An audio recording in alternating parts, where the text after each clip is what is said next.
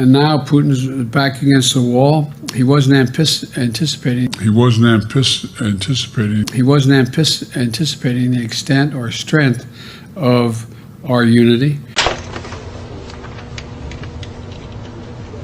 And there are a lot, lots of different kinds of masks out there. And the Center for Disease Control and Prevention.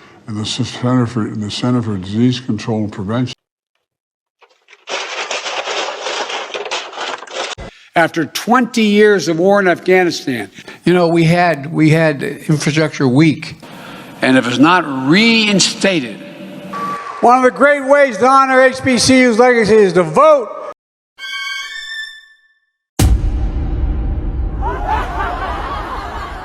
Communities of color are disproportionately impacted by this virus. To be candid, to face facts, to lead. Do you know what she told me? This is a troublesome time, but it's a significant opportunity. Oh. I ran for president saying it was time to reduce. We can see the light made by the same exact company. Just look at what happens when you speak out. 2 years ago,